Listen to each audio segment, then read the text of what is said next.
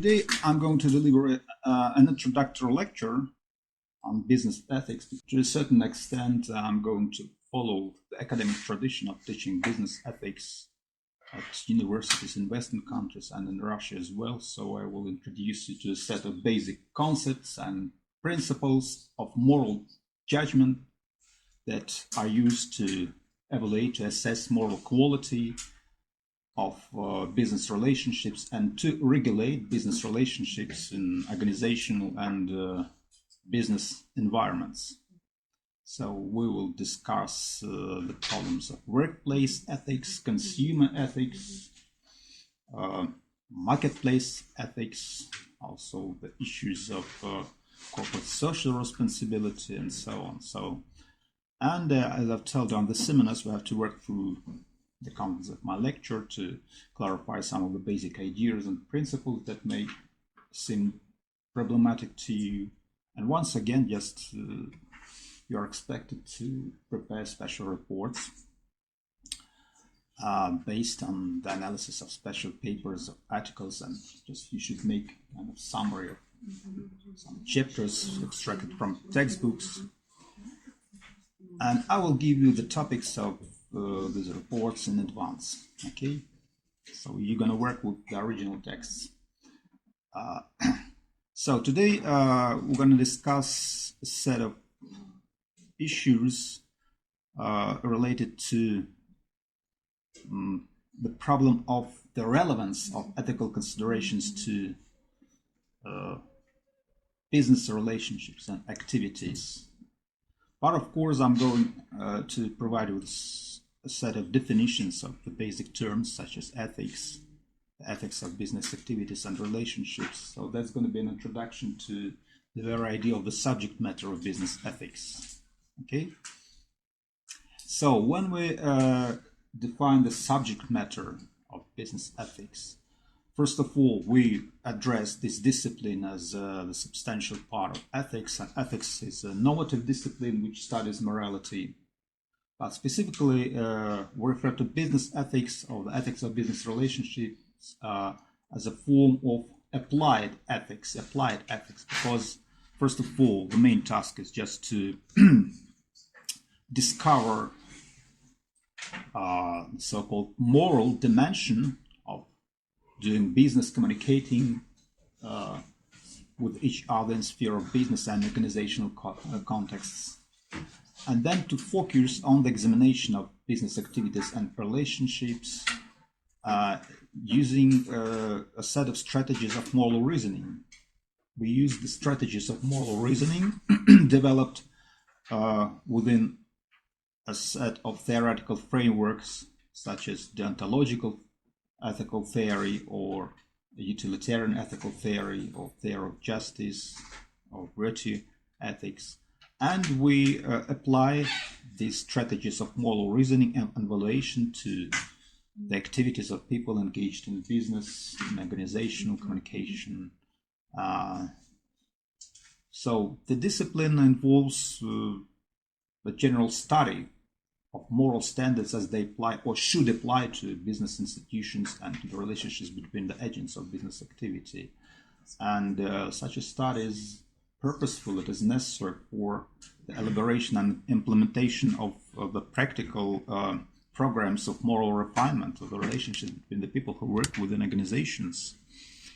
The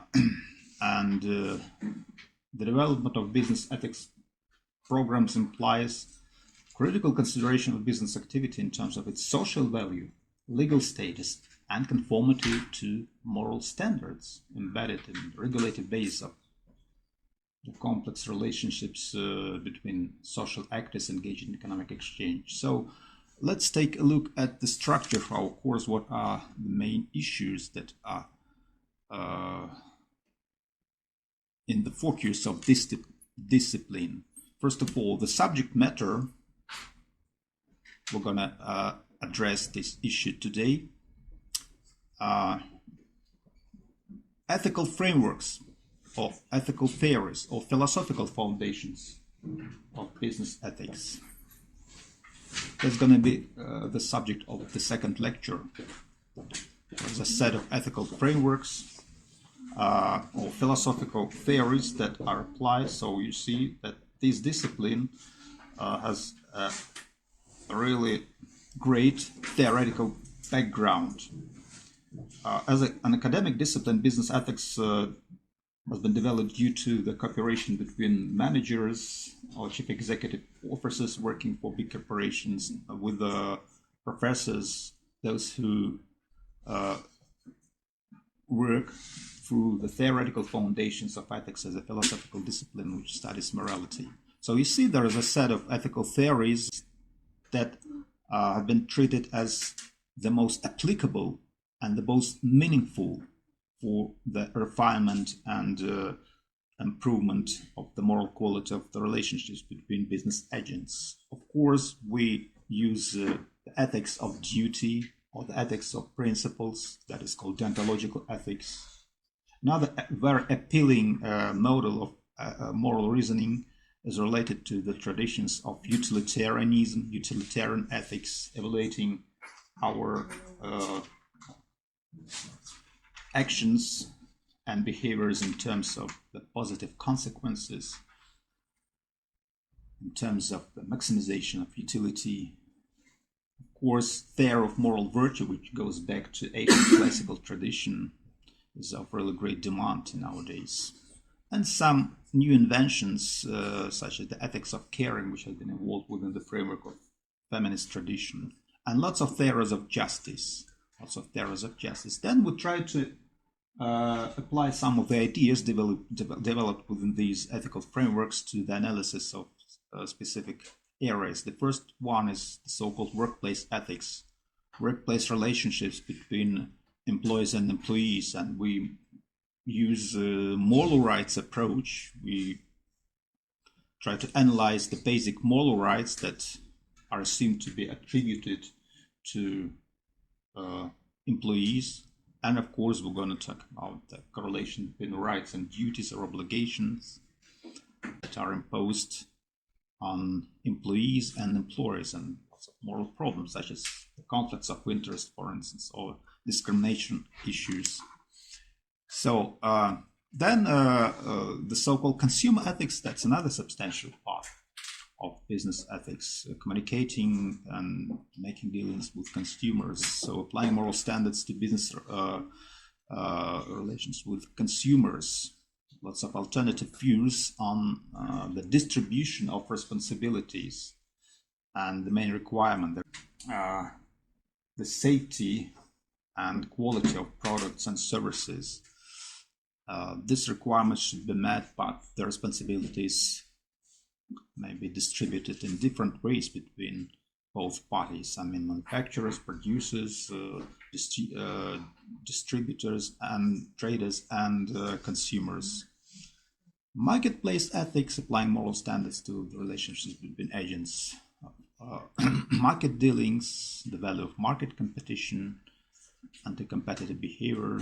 Also, we're gonna deal with the questions of corporate behavior, moral standards for the relationships between corporations and society. These are the issues of corporate social responsibility, and sometimes business ethics is taken to be equivalent to these issues, though I don't think that is the right thing to identify business ethics with social responsibility issues. Nevertheless, moral obligations are identified among other obligations which form a kind of system or hierarchy of obligations imposed on corporations: economic, legal, moral, discretional obligations, or philanthropic obligations. So I mean that the issues of corporate social responsibility somehow overlap with the issues of business ethics. We're going to discuss the issues of corporate ethical culture.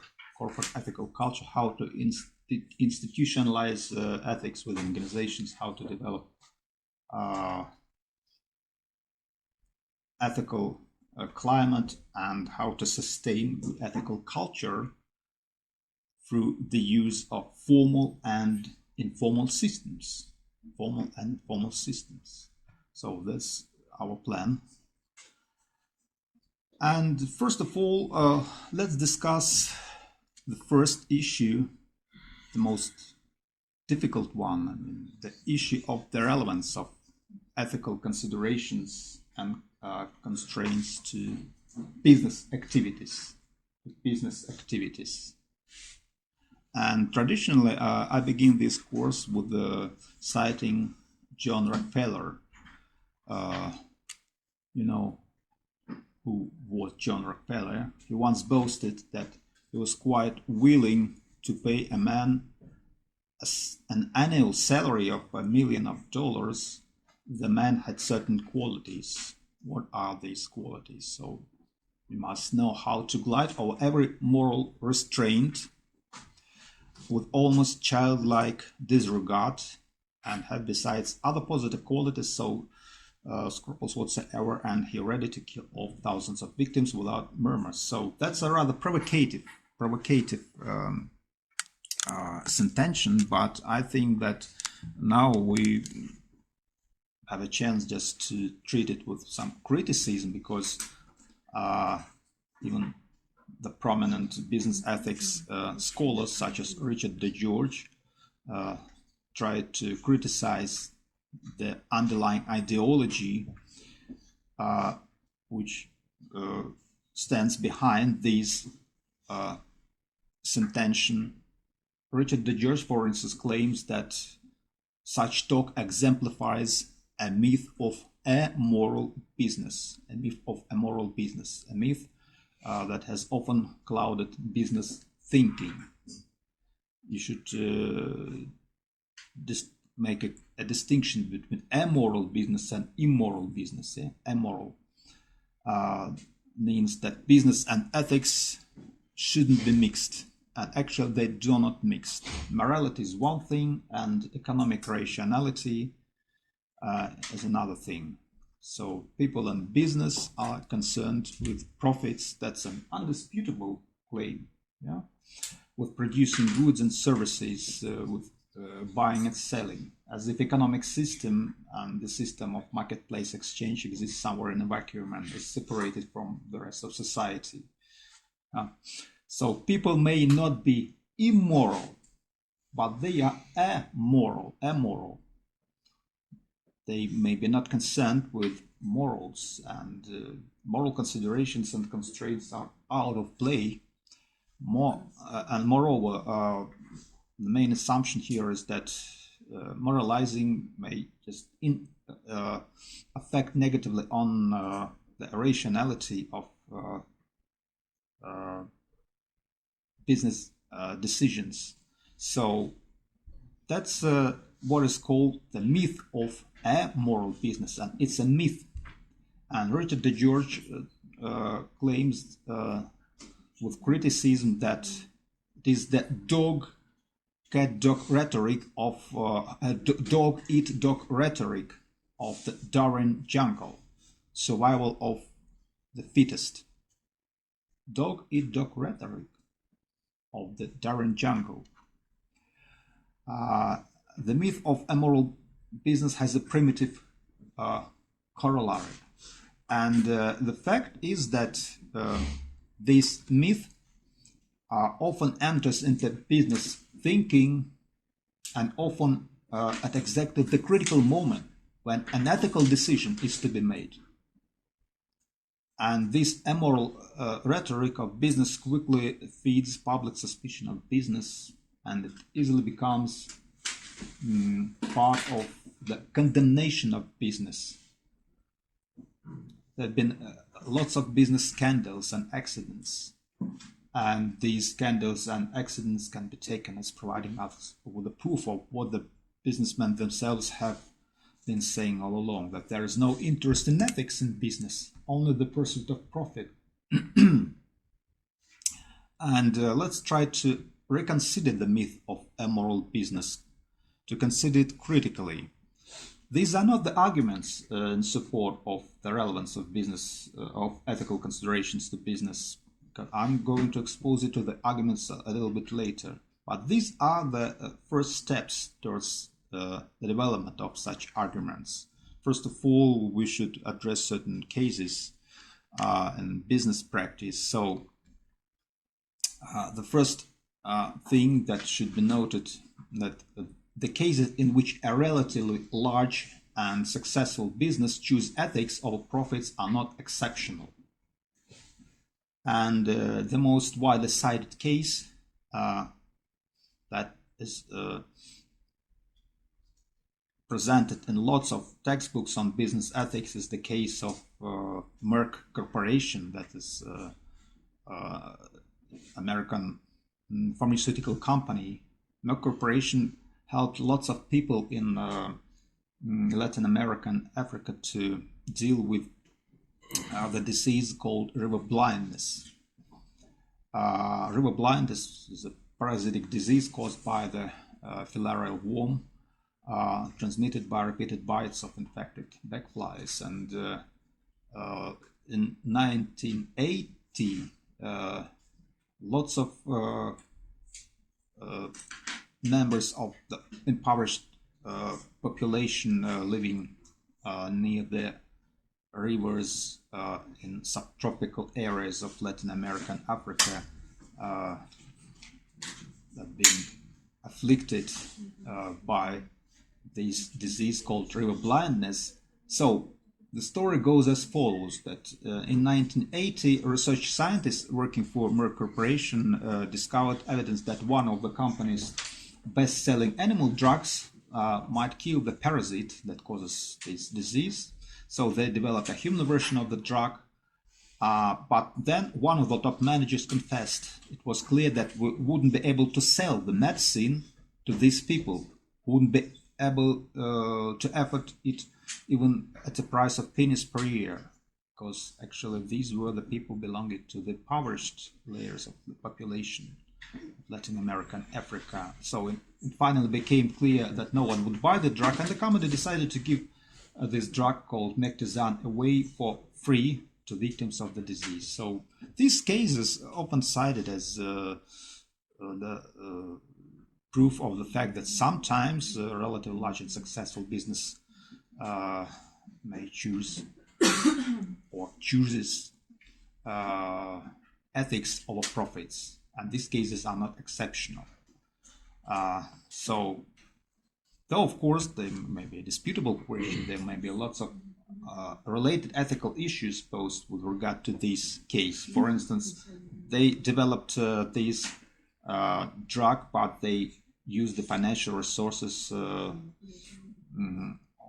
that they've been provided by investors, so nevertheless they are responsible for the purposeful use of money. They should act as agents of their principles, of the investors, stockholders. So the question is whether the company is justified in using the financial resources of investors for the purposes that are not related to the promotion of the interests of the investors. So that's a disputable question. So next, in the long run, there may be no inherent conflict between ethical behavior and the pursuit of profit. There have been lots of special research on the problem of the correlation between ethical behavior, good ethical behavior, and profitability of a company. Yeah. So the results have been mixed, but actually there wasn't any research which had discovered any negative correlation between good ethical climate, well-developed program of social responsible business behavior, and profits or bottom line. Anyway, ethical behavior creates a kind of goodwill and reputation that expand a company's opportunities for profit. And unethical behavior is not necessarily a good long-term business strategy for a company.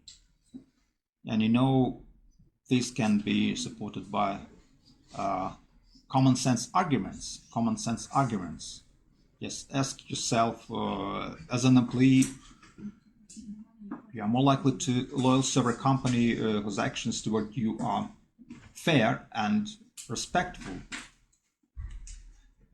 or would you serve more loyally to the company which habitually treats you and other workers unjustly and disrespectfully?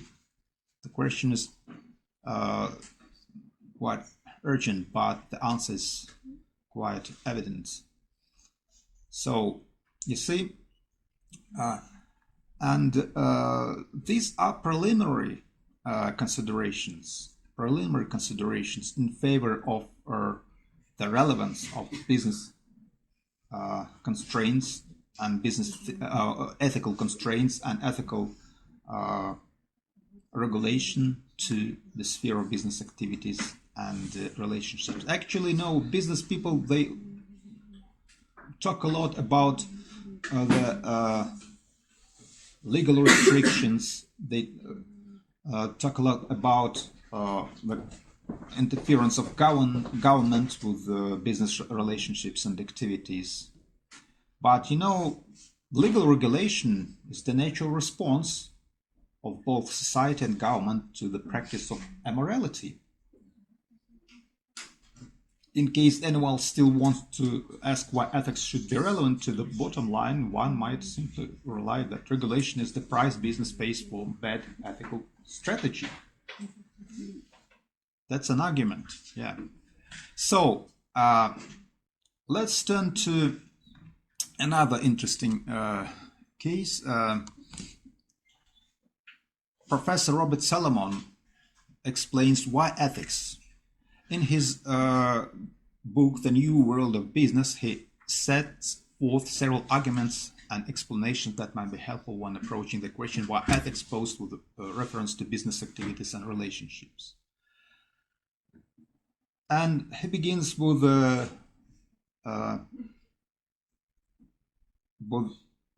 contingent statement that ethical course of action is not always clear to a company's managers.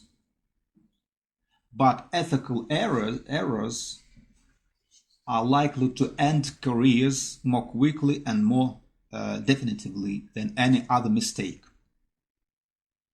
Because to err is human, to make mistake is quite natural thing, but to be caught lying, cheating, stealing, reneging on contracts is not easily forgotten in the business world, because you know such actions that undermine the ethical foundation on which business world thrives. They undermine trust. And then he explains a set of typical cases in which managers or workers of companies encounter ethical issues, but they actually do not have any competence to deal with these issues, or too negligent with regard to these issues. They do not take them seriously. And he claims that career calamities happen because, for instance, an employee unthinkingly did what he was told to do. And finally, an employee is likely to become a scapegoat. Then another very interesting fact: middle managers, they are often pressed from above for results, and they believe that in business you do whatever you have to do to survive, and they do believe that. So they are too pragmatic. They actually take care of the good results, good financial indicators, but they try to justify, to use this as an argument to justify the way how they cut corners when accomplishing business tasks, how they compromise with morality, moral constraints. Career calamities happen because upper management wasn't clear about the standards, priorities, and limits. And sometimes managers or chief executive officers are not available for appeal at the critical moment. Also, sometimes employees feel themselves as anonymous agents hidden somewhere in the complexity of a large corporation, and they believe that such safe anonymity would continue whatever his or her behavior. That's another fact. And most of all, people in business make ethical mistakes because they have been trained to think business without regard for the larger context, larger social context. That's why we study business ethics, to take a look at business, to take a look at business activities and relationships in a larger context, in a larger perspective, social perspective. What do we mean? We mean that corporations are part of a society, and society consists of something more than a market. Corporations use social infrastructure. Our business behavior somehow affects lots of other parties involved. They are called stakeholders, consumers, partners, suppliers, members of local communities, even some regulated agencies, and even government, because we have to pay taxes. And that's a larger context. Anyway, we should somehow go beyond our egocentric or corporate interests and take into account the interest of all these other social constituencies, stakeholders, those who have certain expectations with regard to the quality of goods and services. They also expect big companies to contribute something positively to the social environment, something which extends far beyond what they do through the economic mechanisms of just producing and distributing goods and providing services to the suppliers. Executives and employees, they just don't disappear in their jobs as if into a well. Successful managers stay close to their subordinates, and not just as subordinates. There should be kind of ethical and human relationship between those who work for organization and accomplish certain functions and play certain roles within formal organizational structure. Anyway, we cannot do without these human relationships in business context, and it is all about ethics. And best corporations, in their search for excellence, begin and remain close to their customers, and not just in their narrowest role as consumers, taking care of their interests. Applying the ethics of care is one of the major priorities and indicators of the good moral quality of the business relationships. And once again, Robert Solomon claims that nothing is more dangerous to a business or to business in general than a tarnished public image. You see, the fact is that the tarnished image has direct consequences for sales, for profits, for moral, for the day-to-day running of the business. And distrust of an industry can hurt every company, and distrust of an individual company can quickly drive it to bankruptcy. So consider these 12 ethical principles for business executives: loyalty, accountability, respect for others, honesty, law-abiding, commitment to excellence, promise-keeping, integrity, concern for others, fairness, and leadership. Actually, these are not principles. These are the positive traits of character of the agents of business activities and relationships. These are virtues that are highly evaluated in the world of business. And also consider some examples of unethical behavior in business and the consequences of these behaviors. Fraud, a method used to deceive someone for personal gain. Or else forgery, form of fraud that could involve passing bad checks by forging someone else's name. Theft, employee theft, embezzlement. What else? Misuse of funds. Discrimination.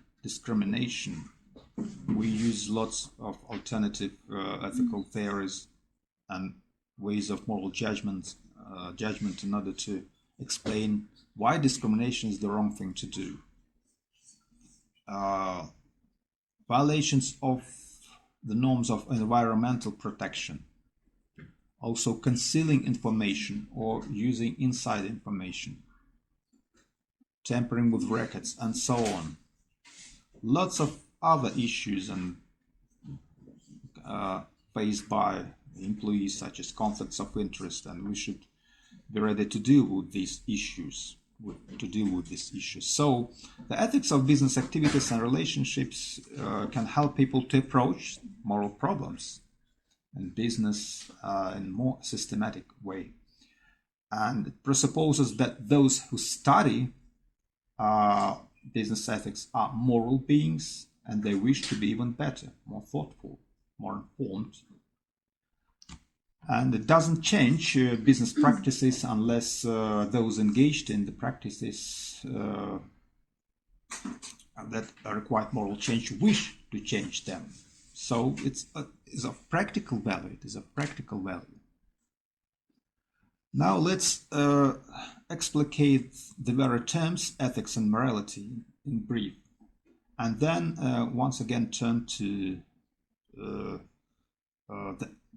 arguments in favor of bringing ethics into business. But first of all, what do we mean when we use the term ethics?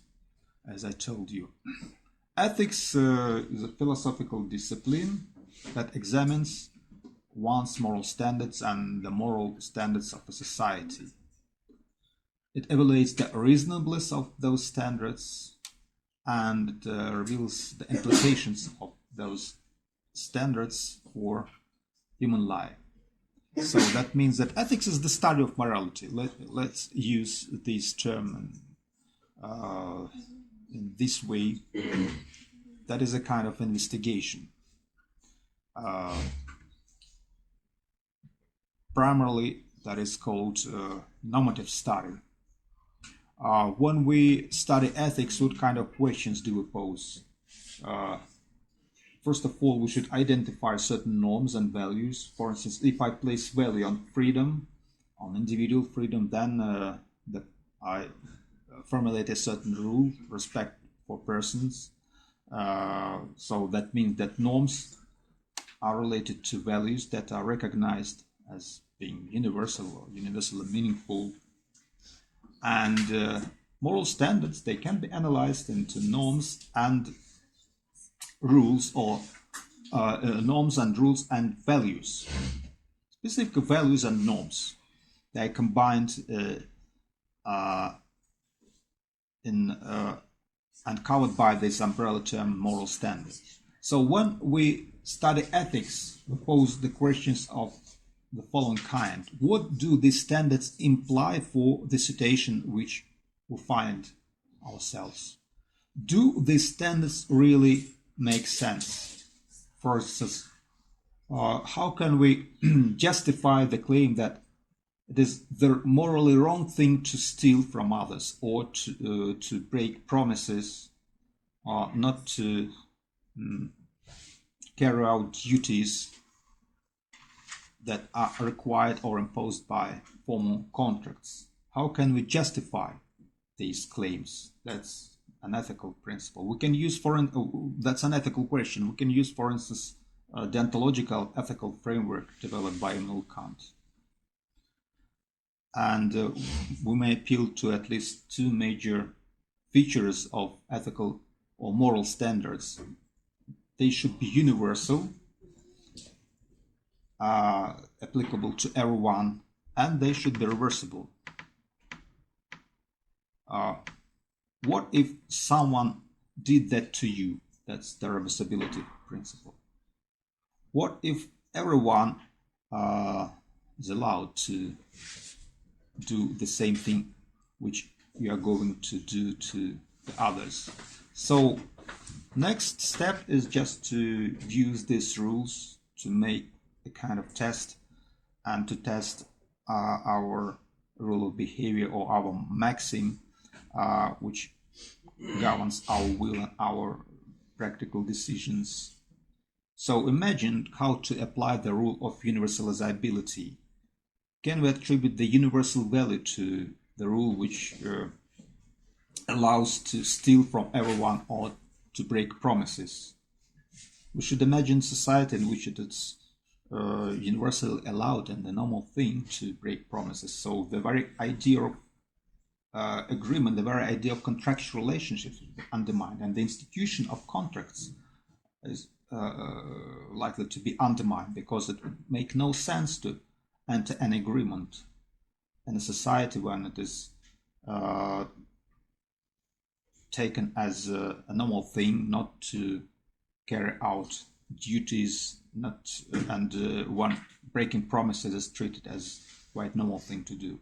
So that means that such maxims, such rules are self-contradictory, and that is how ethics works. It provides us a kind of rational justification of the moral claims, So what are the reasons for or against these standards? Why should I continue to believe them? And so on. Next, we should also make distinction between between normative ethical study and descriptive ethical study.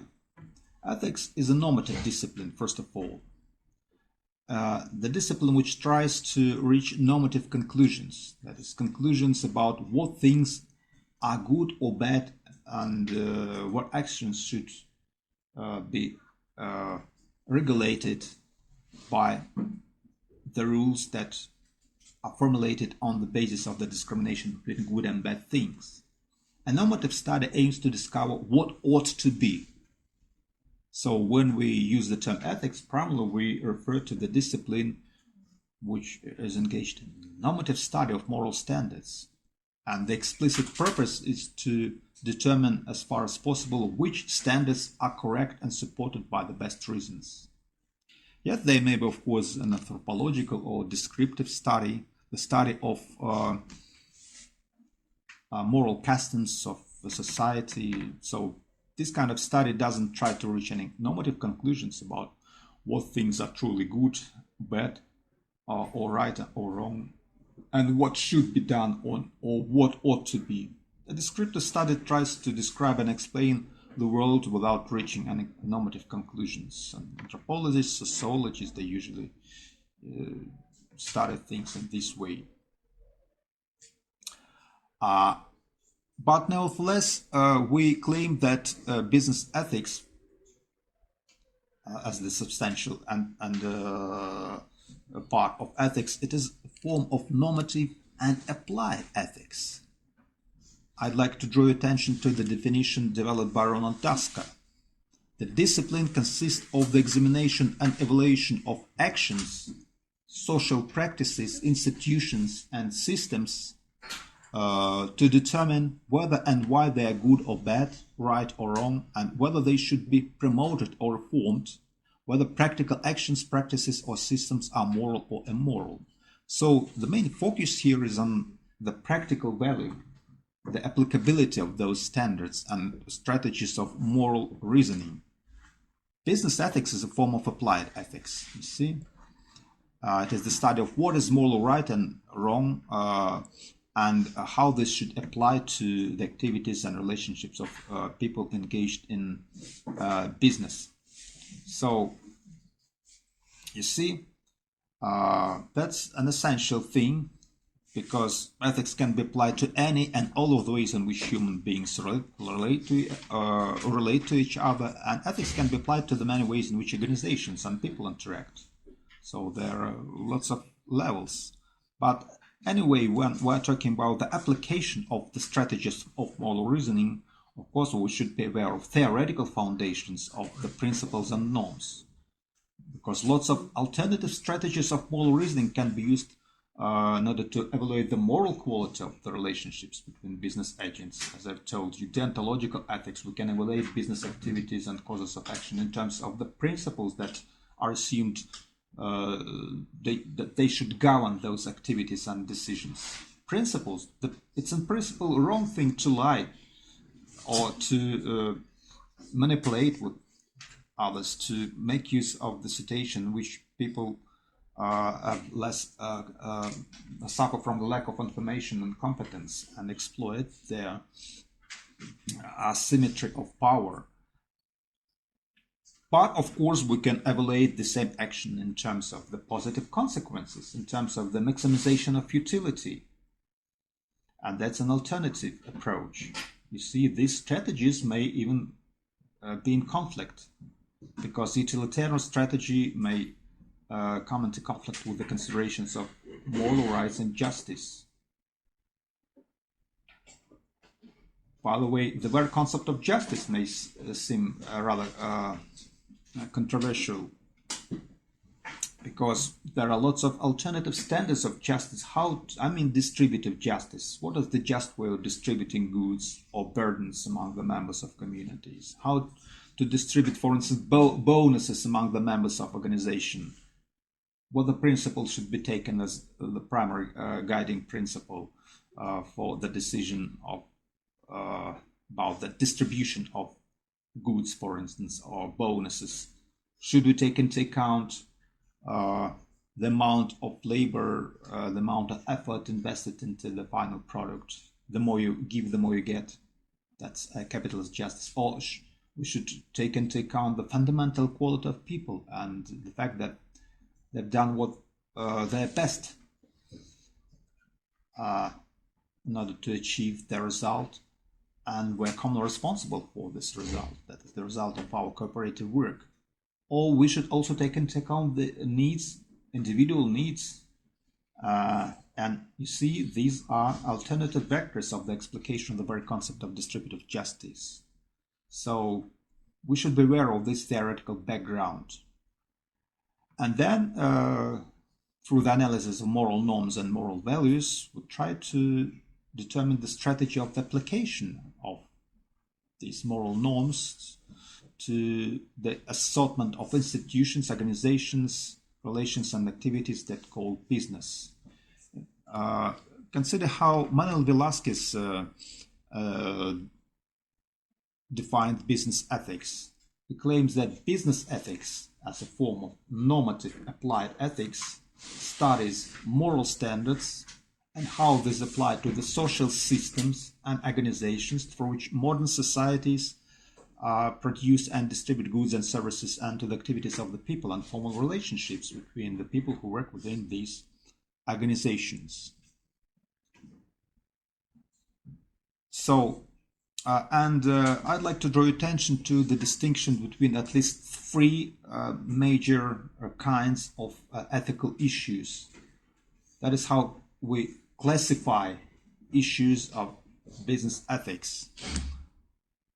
First of all, let's focus on individual issues. Individual issues. These are ethical questions raised about a particular individual or particular individuals within a company and their behaviors and decisions. For instance, the issues of conflict of interest, the issues of employee theft, the issues of the loyalty, of individual loyalty to the company, the responsibility for individual discriminatory decisions, and so on. Next level of analysis is that of corporate analysis, corporate issues, ethical questions raised about a particular organization, questions about the morality of the activities, corporate policies, practices, organizational structure of an individual company. First of all, these are the issues of the moral quality of corporate policy and how it treats different groups of stakeholders, and issues of the relation between the quality of relations between organizations, companies, and society, whether cooperation meets social expectations or not, whether it is doing business in a socially responsible fashion. And finally, systemic issues, ethical questions about economic, political, legal, and other institutions. The morality of capitalism, for instance. The moral advantages of an open, free market competition. So, just to recall how Karl Marx criticized capitalist system, which he assumed to be based on exploitation, private property, and alienation. Or Adam Smith favored free and open market competition because it leads to the just and rational distribution of resources and to the satisfaction of the vast majority of people in society, so it provides overall welfare. So these are three categories of issues. Now let's go further and discuss the arguments for or against bringing ethics into business, for or against. These are typical arguments, and I'm going to send you a special paper in which these arguments are explicated with rather good precision. And we're going to discuss these arguments in our seminars anyway. These are standard arguments for or against bringing ethics into business. And I think that, first of all, we're going to start with trying to analyze the objections to applying ethical considerations to business and to criticize those arguments that have been developed in order to justify the claim that ethical considerations are irrelevant to the context of business activities and relationships. And of course, the first kind of argument is that which has been developed by the prominence of liberal economics, the prominence of the competitive free markets. That's a good thing to believe in free and open market competition, to follow this classical tradition which goes back to classical political economy. So the main claim here is that there are perfectly competitive free markets, I mean that markets with open and absolutely free competition. You see, that's an unrealistic assumption. Nevertheless, so according to this model of marketplace relationship, the pursuit of profit will by itself ensure that the members of society are served in the most socially beneficial ways. Everyone will be satisfied. Social welfare and individual happiness are likely to be promoted entirely through the mechanisms of market distribution of goods and services. So the members of society will benefit most than if managers don't impose their own values on business, but instead devote themselves to the single-minded pursuit of profit, produce those things and provide those services that are in a real demand on the part of consumers and customers, that are likely to meet their needs and to make them more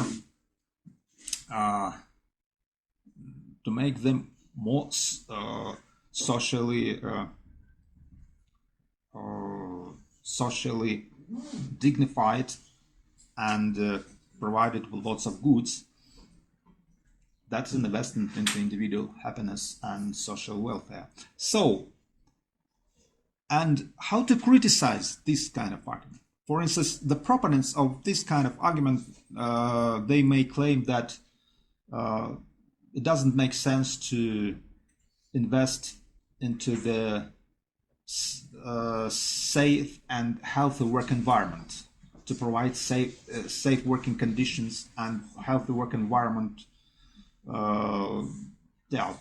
Is one of the real priorities, but nevertheless, we should rely on the labor market mechanisms. If potential applicants for a job are interested in working in safe and working conditions and to enjoy a healthy work environment, they should manifest their preferences through their choices they choose between alternative job proposals, and that's going to be a kind of fair interaction between those who announce that certain positions are open and those who search for a job and make rational and well-informed choice, choosing between alternative propositions. So, or another way of just applying this mode of thinking, for instance, the proponents of this kind of argument, this marketplace approach, may justify the claim that actually it makes no sense to regulate the relationships between organizations and consumers, to impose some additional constraints to take care of the so-called consumer rights. Because if consumers want to buy products that meet certain expectations or standards of quality and safety, they will manifest this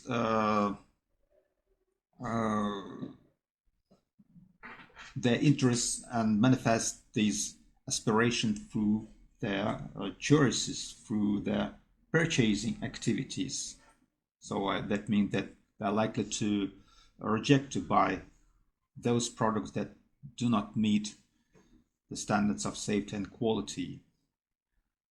Actually, that is a good thing, just to make a kind of idealization about how things and what are in this sphere, the sphere of marketplace relationships. But there are lots of unrealistic assumptions underlying this mode of reasoning. First of all, the main assumption is that most markets are perfectly competitive, but that is an unrealistic assumption.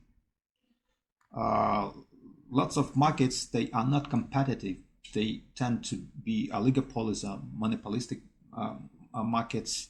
They are widely spread, and just consider how things are in such spheres as communication, internet services, and so on. Lots of oligopolic structures, even in Russian market, they dominate the market, and we don't have so much choice between the alternative providers. So, to the extent that firms don't have to compete, they can maximize profits despite inefficient production. That's the most detrimental thing about the violation of the principles of fair and open marketplace competition. So, and second, the argument assumes that any steps taken to increase profits will necessarily be socially beneficial. But we may just object by invoking the fact that there are several ways of increasing profits that may injure society. We may increase profits allowing harmful pollution to go uncontrolled. We may increase profits through just deceptive advertising or concealing product hazards. We may just increase profits through lots of illegal activities such as fraud, bribery, tax evasion, and so on. Two more assumptions that should be subjected to criticism. So the first assumption is that the whole society is involved in economic interactions with companies. So the argument assumes that by producing whatever the buying public wants or values, firms are producing what all members of societies want. But in fact, there are lots of constituencies of society. For instance, there are socially disadvantaged people who do not participate in market exchange in a full sense. And so that means that the wants of large segments of society are not necessarily met when companies produce what buyers want. And the fourth criticism is that this argument is essentially making a normative judgment. Managers should devote themselves to the single-minded pursuit of profits on the basis of some unspoken and unproved moral standards, that people should do whatever will benefit those who participate in markets. And these standards this standard is unproved. This standard is unproved. The second argument is quite typical. That is called the loyal agents argument. For instance, implicitly, Milton Friedman addressed this argument and used this argument in favor of the claim that the social responsibility of businesses to increase profits. That's the title of the most disputable Milton Friedman's paper published at the beginning of the 70s. He opposed to the proponents of social responsibility. He claimed that, first of all, managers are responsible for using the financial resources, and they should use these resources in order to promote the interests of the investors, of stockholders. That is the undisputable priority. And all this falls under the loyal agents argument. Managers, those who run a company, they are agents, and stockholders, owners of a company, they are their principals, or employers, those who employ managers. As a loyal agent of his or her employer, the manager has a duty to serve the employer as the employer would want to be served. An employer would want to be served in whatever ways will advance his or her interests. And therefore, a loyal agent of the employer, the manager has a duty to serve the employer in whatever ways will advance the employer's interests. So that's a quite simple argument. But, once again, this argument is based on a set of assumptions, and these assumptions should be subjected to criticism. First of all, the argument tries to show, again, that ethics is not mattered by assuming an unproved moral standard, that the manager should serve the employee in whatever way the employee want to be served. We should specify the standard. We should specify this rule.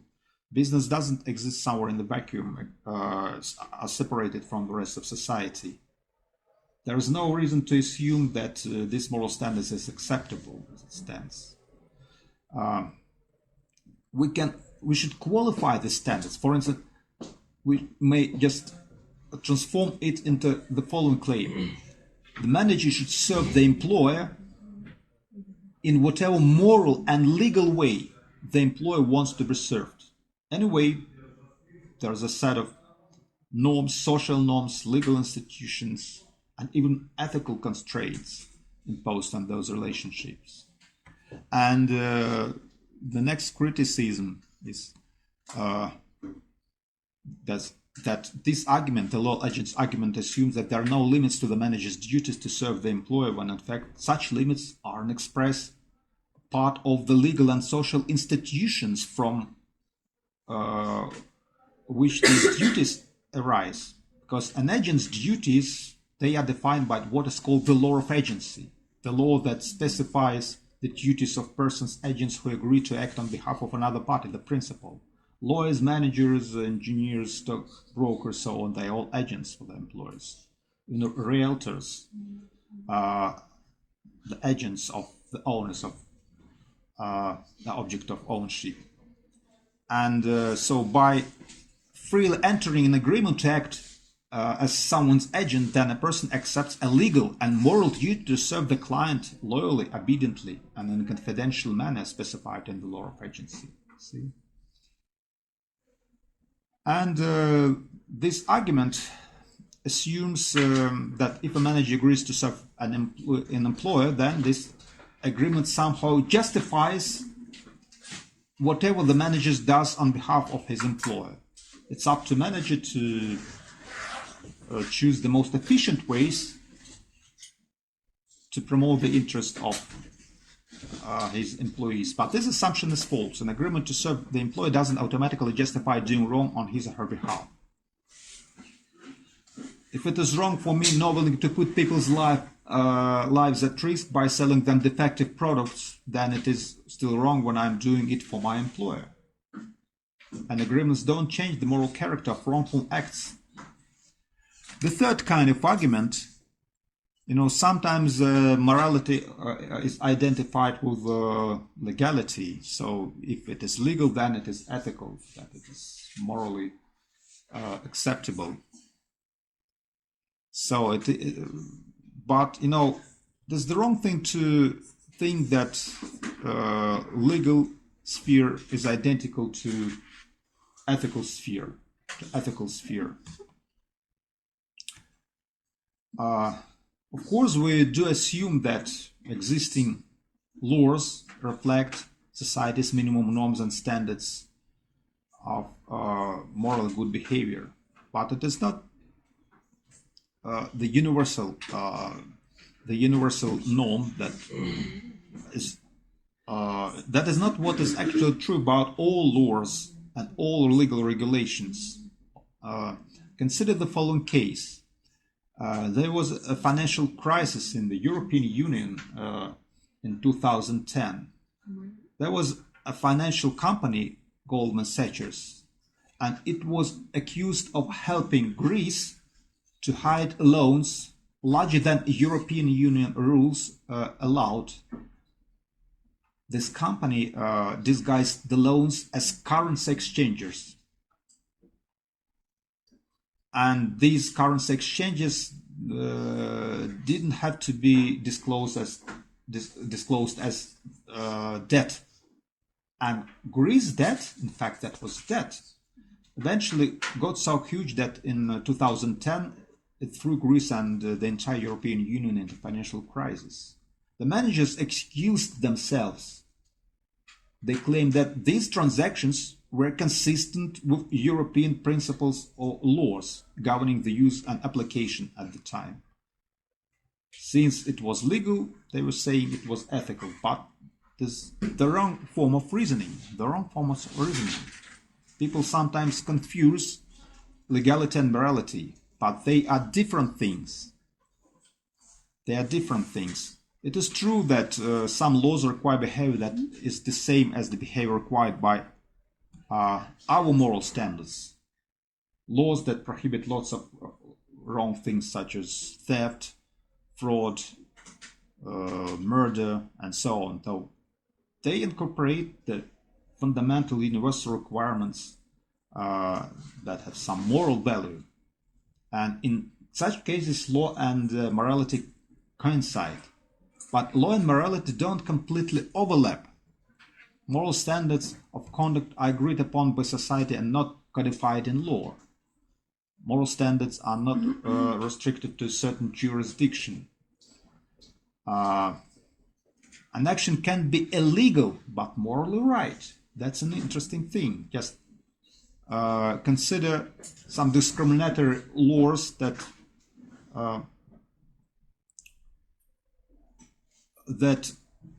were in play in Nazi Germany, for instance, and laws about slavery in the United States.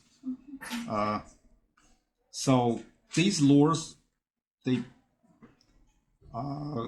actually favored behaviors that now and then is considered to be morally wrong. Some laws have nothing to do with morality; they are neutral. For instance, dress codes or laws such as parking laws and other laws may even violate our moral standards. So an action that is legal can be morally wrong.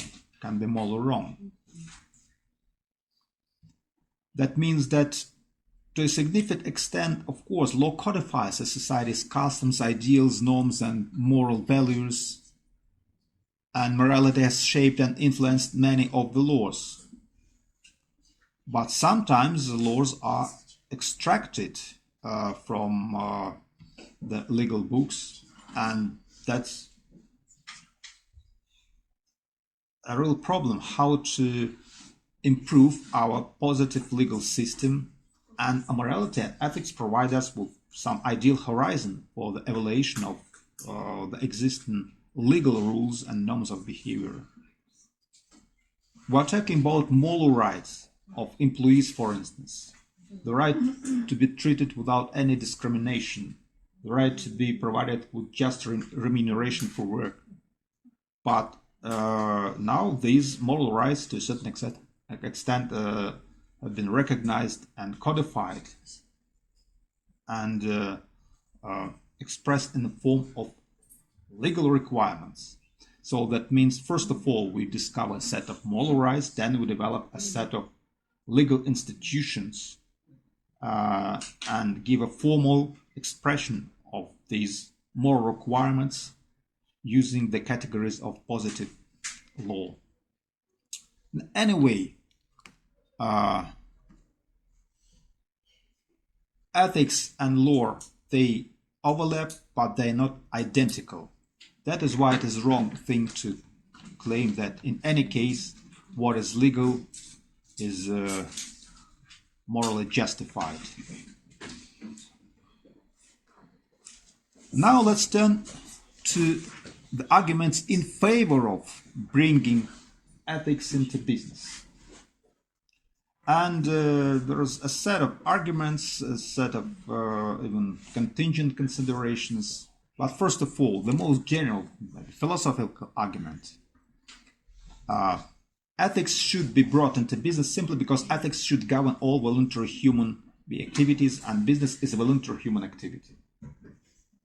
The second argument, business activities like any other human activities can't exist unless the people involved in the business and its surrounding community adhere to some minimal standards of ethics. That means that business companies, agents and institutions, they just form a kind of part of society, and we should take a look at business in a larger context, as I told you at the beginning of this lecture. The pursuit of business requires at least minimal adherence to ethics on the part of those involved in business, and any business will collapse if all its managers, employees and customers come to think that it is morally permissible to steal, lie or break their agreements with the company. And all business requires stable society in which to carry on their business dealings. And the stability of society requires that its members adhere to some minimal standards of ethics. Just recall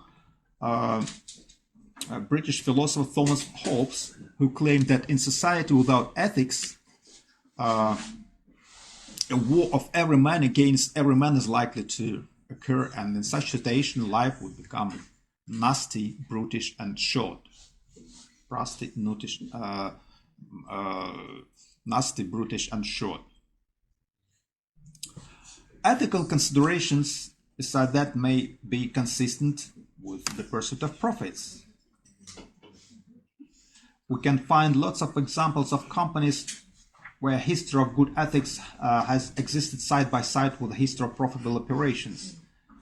Yet that is a disputable claim, because profitability and success depend on lots of chance factors. For instance, overcapacity in a particular industry, or changing consumer tastes, recessions, and so on.